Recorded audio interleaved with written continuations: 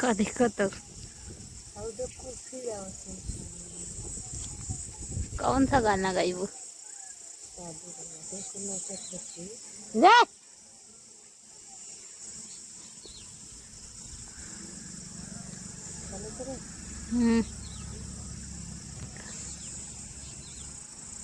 राधे राधे दोस्तों, राधे राधे। सुनाओ थी। अरे अंगूरी में काला मियाँ गड़ी गड़ी जाए, अंगूरी में काला मियाँ गड़ी गड़ी जाए।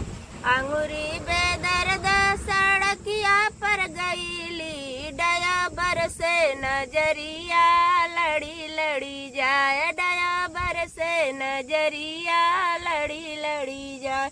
अंगूरी में कलमियाँ गड़ी गड़ी जाए, अंगूरी में कलमियाँ गड़ी गड़ी जाए। दर्दों के मारे कुअनों पे गईली, दर्दों के मारे कुअनों पर गईली, कहारा से नजरिया लड़ी लड़ी जाए, कहारा से नजरिया लड़ी लड़ी जाए। अंगूरी में कलमियाँ गड़ी गड़ी जाए, अंगूरी में कलमियाँ गड़ी गड़ी जाए।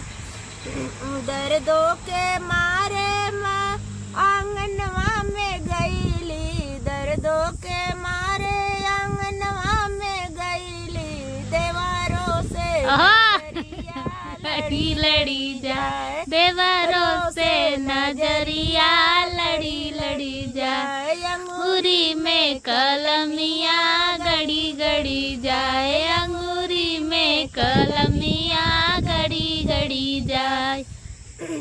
दर्दों के मारे आंगनवा में गईली, दर्दों के मारे आंगनवा में गईली, देवरा से नजरिया का बाता, देवरा से नजरिया लड़ी लड़ी जाए। अरे अंगूरी में काला मियाँ गड़ी गड़ी जाए, अंगूरी में काला मियाँ गड़ी गड़ी जाए।